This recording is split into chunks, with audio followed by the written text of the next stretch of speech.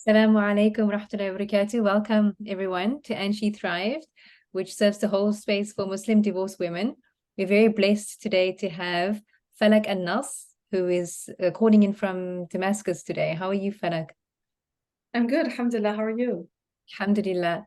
Such a pleasure to have you. And I'm just going to be sharing with our audience a bit about your background. Falak Nas is a mother of three and lives between the USA and Syria. She has been blessed to be raised in a prestigious family that cherishes learning and seeking and is from a family of scholars. Falak has studied Islamic studies for 6 years and has been exposed to various cultures due to living in various countries. She currently practices as a homeopath, which is unusual coming from a family that has many allopathic doctors. And the name of her practice is called Celestial Oasis, and I'll be linking the information to her practice.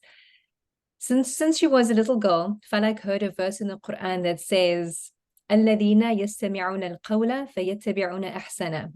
And that means those who listen attentively to what is being said and choose to follow the best of it. This verse has been her motto for her life. She strives to glean the best of what she hears and lead an integrated, healthy lifestyle.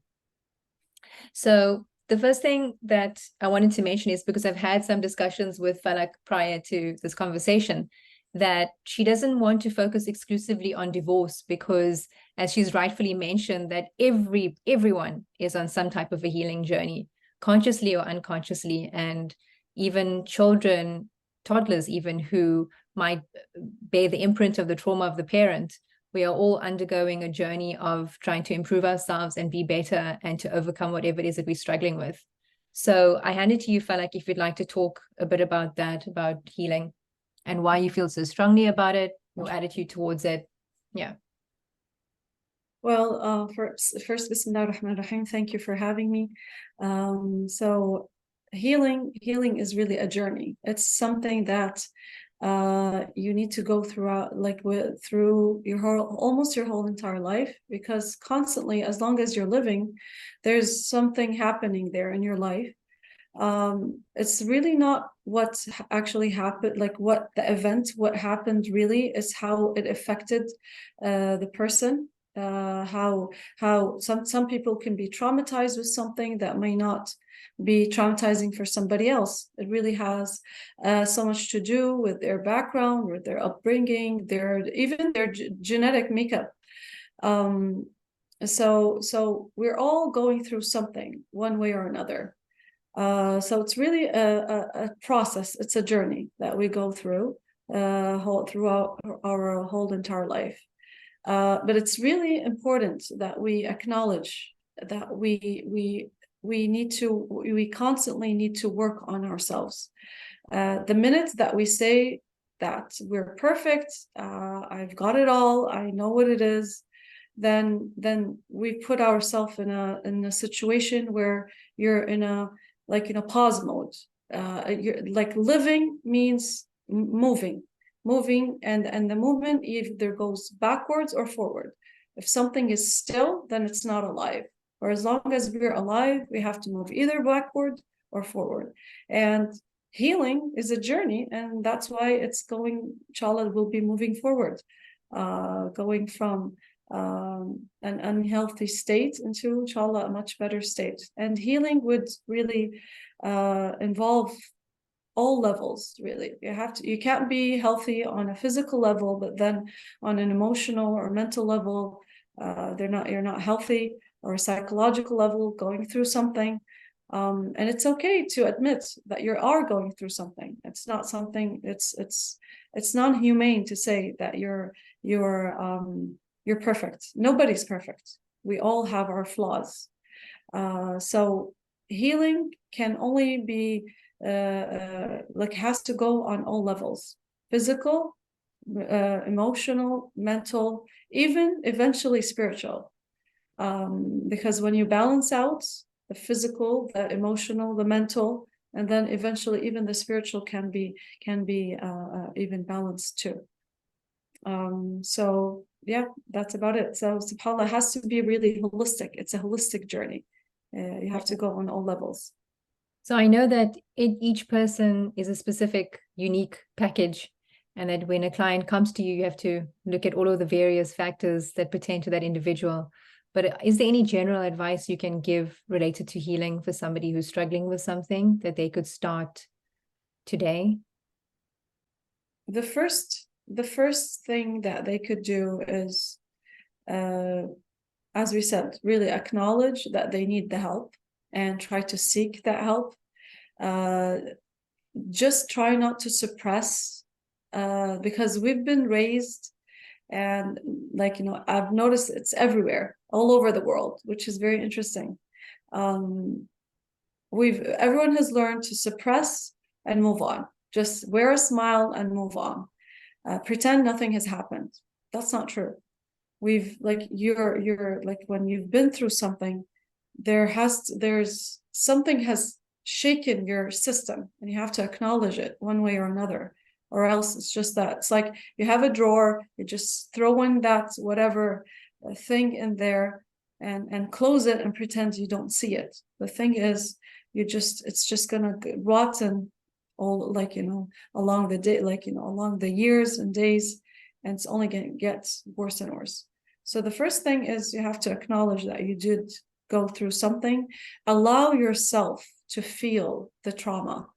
Allow yourself the privilege to say, I've been hurt and I have the right to grieve. I have the right to express my feelings. Nobody actually has the right to tell you how to feel.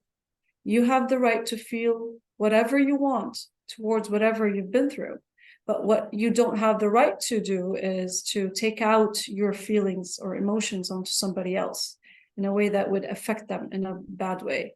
But nobody has the right to say, well, you don't have the right to feel bad about this. No, they don't. You have the right to feel whatever you want. It's just that what you're responsible for is your actions towards your feelings. Do you have any advice about how to facilitate a grieving process? Like more specific ways? Well, try to seek out help. Like, grieving is a process. When you feel, and try to listen to your body. If you feel the need to be alone, do that. Don't force yourself out. If you, like, you know, acknowledge the feelings that you're going through, and be honest with yourself. When you need help, seek it. Don't be hesitant to do that. Don't always, if somebody offers help, try to take that help. Don't reject it out of pride or trying to show that you're stronger. You need your time. Each and every one of us needs their time to grieve, to feel their emotions. Be a good, like, somebody, I remember somebody saying that treat emotions as guests and be a good host. That way you'll, you know, live that emotion, and then eventually it's gonna leave. It's gonna leave you in peace. But if you keep rejecting it, denying it, then all it's gonna do is just gonna stay there for longer until you acknowledge that feeling, you acknowledge that emotion. So one of the things that would help with healing is somebody has to stop replaying over and over again the record of their trauma, of what happened, the event in their head, because the brain isn't able to distinguish between reality and something that happened in the past or in the future. So when somebody ends up replaying the event that caused them the trauma or the grief, that would, in their head, that their brain thinks that they're still living in that situation, and therefore their body is only going to react the same way it had reacted the very first time they went through that trauma.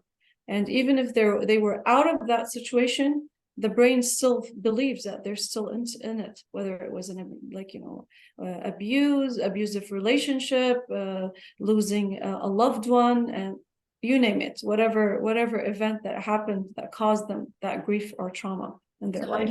How do you advise that a person stop playing that record over and over in their mind? What are tangible ways that she can stop that cycle? Well, the thing is, the brain just goes on auto, like, it's like it's there in their subconscious. So we need to bring it out from the subconscious to the conscious level. So the first thing, they need to remind themselves that once this record or broken record replays again, I'm going to make sure that I will stop it. It's like technically you're just hitting the pause button on your, like, just hitting the pause button to stop it from replaying over and over again. But this doesn't happen easily, because it's really playing in the subconscious, because a trigger happens, it triggers, it's like it automatically plays the record, and it just, before you know it, the whole situation was played right in front of you as if you were living there again. So you have to remind yourself that I will not let my brain be in control of me, and I would not allow it to replay again. So the first few times, you'll only be aware that you just replayed the record after it was fully done. So even then, it's okay. At least you were aware that it played in front of you. So, oh, okay, I won't let it play again. Maybe the next 10 times, you might realize when it's just 1 minute away from the ending, you know what, hit the pause button at that point. That's okay. The next 10 times, maybe you'll be aware in the middle of it, and then bit by bit, your awareness will grow, and you'll start realizing before, like, just earlier and earlier on, until you get to the point where you'll realize it before it even starts. So every time, just visualize that you're actually hitting the pause button, and do not let it play. That way, a major source of trauma is being stopped finally, because it's like you're hurting yourself over and over again. You think of it of an open wound that you, every time it starts to heal, you just go ahead and cut yourself again there. So if you are able to eliminate that major a source of pain, that's huge. So that's I would say that's number 2, right after acknowledging your pain and realizing that, okay, I have triggers, and then that record is playing again, so I will not allow it to play. I will be in control.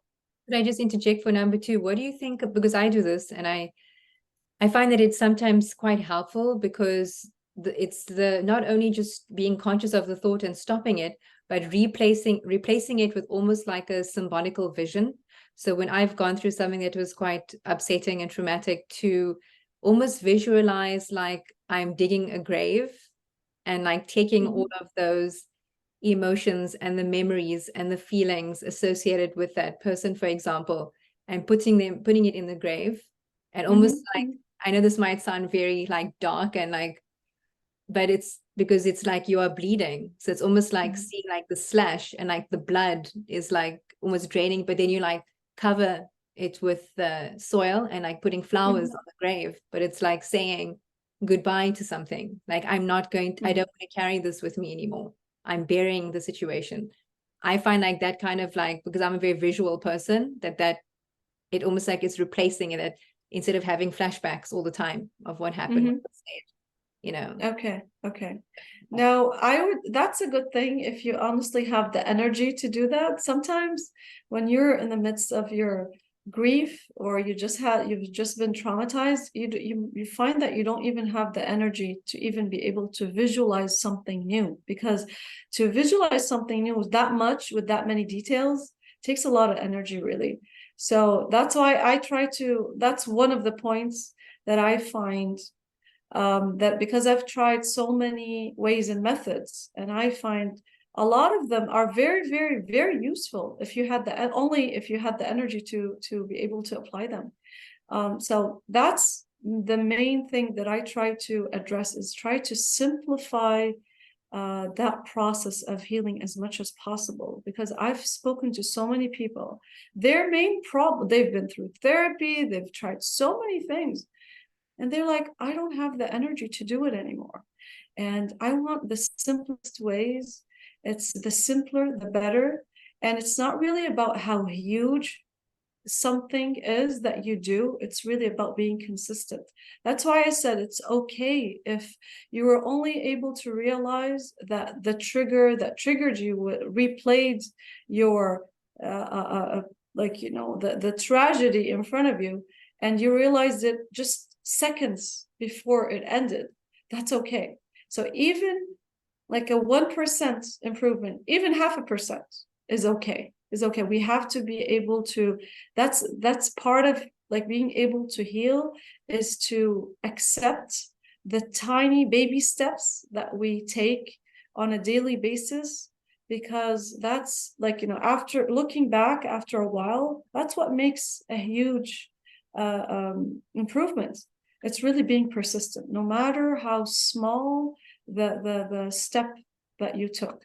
It's just really being persistent. That's it.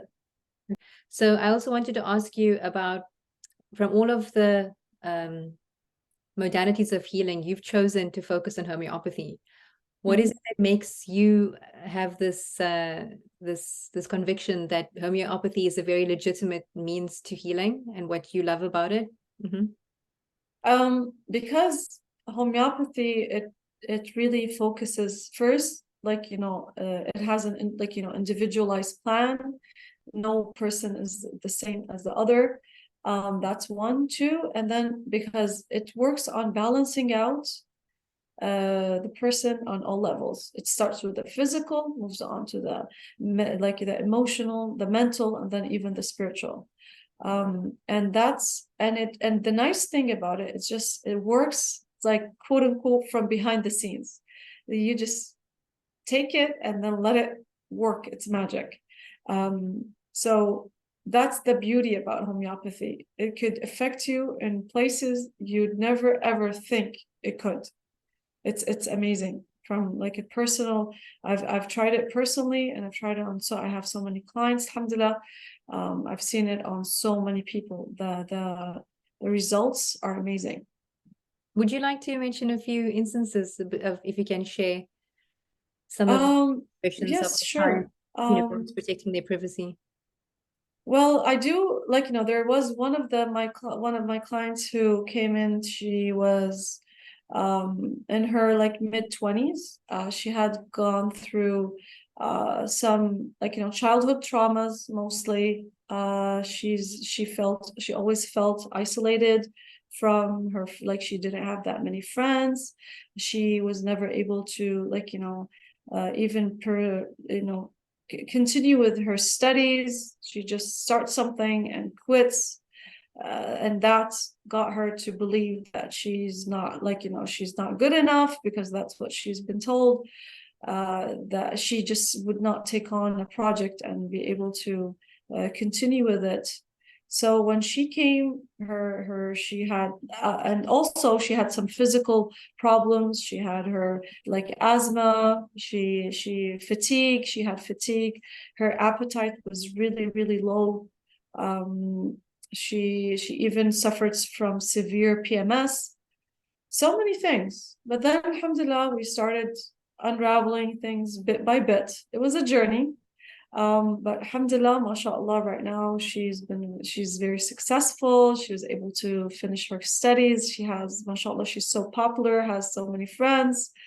And she was able to finish up so many projects that she had finally, like, you know, she started them long time ago, but then alhamdulillah she was able to finish. Like, she has her degree. She even got her you know, on terms of on a religious level, she had her Quran ijaza, mashallah, sanad. Yeah, mashallah, she's always smiling. She's so fun to be around. Now everybody in her family just noticed the difference, mashallah, and her energy, and on all levels, alhamdulillah. It was quite a journey. So basically, we started on the physical level, unraveled all the pain, And then we figured out a lot of the pain was related to her childhood traumas. And then, so we started off with homeopathy on different levels. I added to it because I believe in a holistic, like holistic healing. So I added to it some somatic exercises to unravel, like, to heal the trauma. And then some, childhood healing. Yeah, different procedures, alhamdulillah. And then alhamdulillah, she saw so huge results, alhamdulillah. Do you mind Alhamdulillah. mentioning what kind of somatic work you do? Just because I've been alhamdulillah certified as for trauma healing. So I've learned a few exercises from that. It's basically to balance out. It's because we're like, this is something interesting. Since Allah subhanahu wa ta'ala created us from soul, like we have a soul and we're part earth. So we need to balance out these two elements. A lot of the teachings that we've learned either focus on the soul or focus on the really being so materialistic. So really in Islam, the ayah says, وَكَذَلِكَ جَعَلْنَاكُمْ أُمَّةً وَسَطًا. You were made to be like, you have to be you're a balanced ummah on all levels, not only in your akhlaq or your worship. It has to be in everything, absolutely everything. So but part of balancing, like becoming an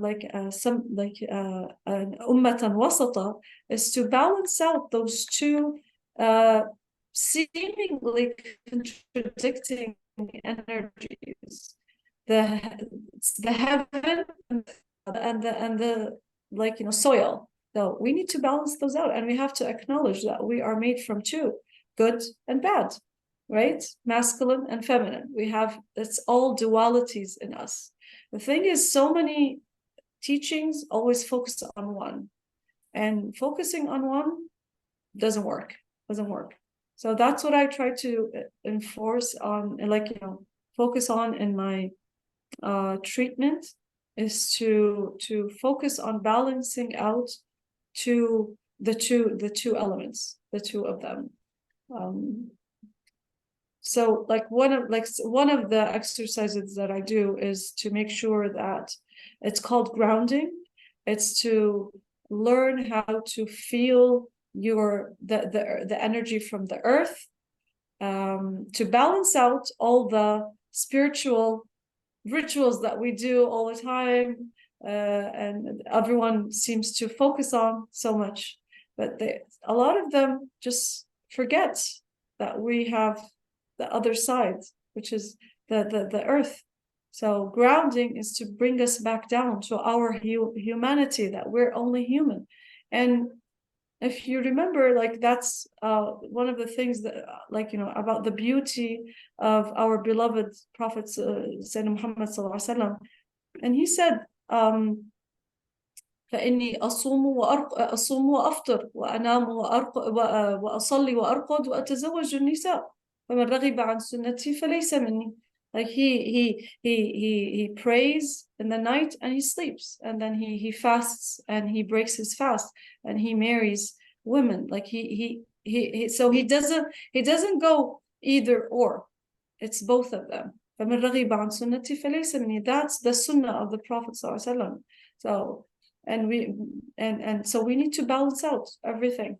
We can't just go one way or another. So that I really focus on in my treatment. So that's one of the exercises, the somatic exercises that I do. I teach my clients about grounding, to balance out, especially if they're people who like to do so many spiritual worshiping and stuff. So you need to balance it out on the other side. Just can't go one way or another. Thank you for sharing. So as you mentioned, a healed, healthy mother is necessary in order to raise wholesome children. And I know you feel very strongly about mothering, and even so that your own children have commended your mothering, which I think is cool. And we have a huge community of single women, mothers with children, and we would really appreciate to hear anything that you have to say in tips of being a single mom.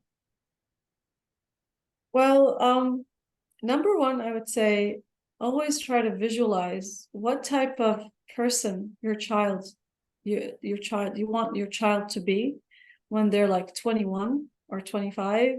Like, try to visualize what type of person you would love them to be, and then have that image right in front of you and work towards it. So basically, when you're raising those kids, each and every time you interact with them really counts. It's not like just go by what the, like, do what you have to do, just like on as if you're on an emergency call to get through this specific event. But then if you look at this going, in the long run, it might have tragic results. So always try to be, I know this is not easy. We're only human. We go through, life happens. So, but try to be mindful of this as much as possible. So that's why, like, before you start raising your child, when they're like, even you're still pregnant, just try to visualize what you would wish for them to be. So you know where you're aiming at. It's not like you're just going like arbitrary. You don't know where you're like where you're aiming at. So that's number one. Number two, always acknowledge that there are days when you might miss, you might do something wrong. There's no, like, it's okay to apologize, and it's okay to acknowledge that and let your kids know that I did something wrong. I didn't mean to hurt you. I have the best intention for you in my heart, but that day I wasn't feeling myself, for example. And when you don't feel like you can handle the situation, just try to step out of it. That's also, like, part of acknowledging that you're only human. There are times when you can't be a mom. You only need to be yourself. So you need that time for yourself.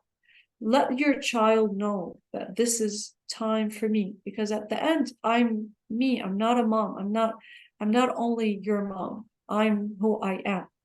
So there are times when I need some time for myself. So you need to acknowledge that.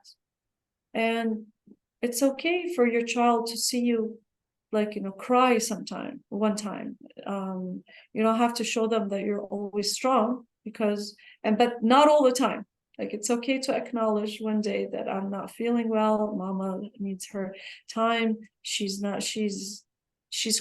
They walk in on you that you're crying. That's okay.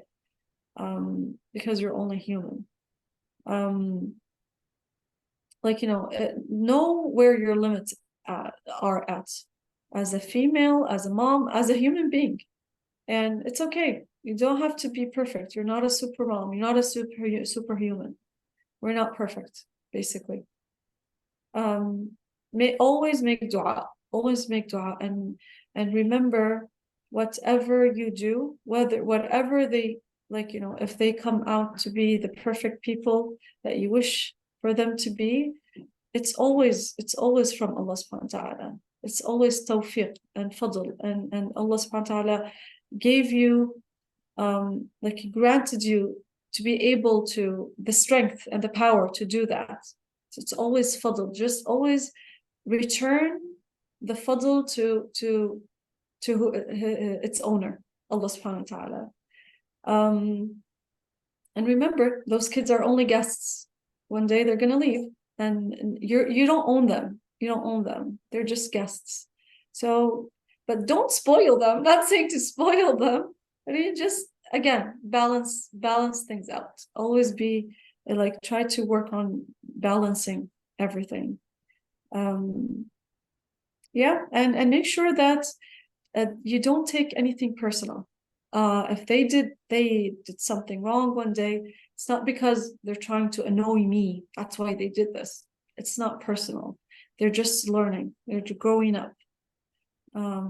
They're so yeah, the more you're able, like, you know, when you know that this is not personal, it's just part of growing up, your reactions to their actions would be milder, and you'll be able to process it in a much better way than thinking that, oh, they're just doing this to annoy me.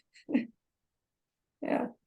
Falak, so thank you so much for sharing with us your tips on mothering. Thank you. And in closing, I just wanted to ask you if you have any general nasiha for our community out there who are listening to you right now. Oh, well, the main thing I would say is try to always be an action and not a reaction. And that really takes that you need to be more, each and every one of us has to be mindful and aware of their actions, their words, how they can affect them first, and then people around them, sometimes even years to come, not even only in that minute. So doing this has changed me so much. Be an action and not a reaction. Would you like to say a bit about how it's changed you? When I know that I want to be an action rather than a reaction, it made me more mindful, aware. It's developed, like, you know, helped me grow my awareness of how what I'm gonna say or what I'm gonna do is gonna affect the people around me and affect me as well. I always try to reflect on the hadith of الإحسان أن تعبد الله كأنك تراه فإن لم تكن تراه فإنه يراك. The level, like the highest level of our deen, is that to make sure that you worship Allah subhanahu wa ta'ala in a way that you feel like you see him, but even if you don't, he can see you. So that takes a lot of awareness and being so mindful of what you're doing, what you're saying in every minute. I know we're only human, we can't always do that, but we do it to the best that we could. So that takes that if this person is treating me in such a way, this person chose to treat me in such a way or to say something to me. He claimed a certain power. So if I just react to that person, that means I gave that person the power to control me. And I don't want that. I want to reclaim that power, as in the same way that person chose to do what they did or say what they said. I want to claim that power of choosing how I want to act in response to what they said or what they did. Even if it meant to take a minute or two, or maybe even more time, to just sit back quietly until I can figure out what my action can be. So yeah, it's always easier to just stop for a moment and then act than to react. There's no way to take it back because disasters can happen. 100%. So to have more self-control, be tempered in how we behave, or yes, other way we move through life. Thank you so much, Falak from Celestial Oasis, and Jazakallah khair. I hope that some of our will contact you, inshallah, and we hope to probably have subsequent discussions with you, inshallah. Inshallah. Thank you so much for having me. Thank you. Assalamu alaikum wa rahmatullah. Assalamu alaikum.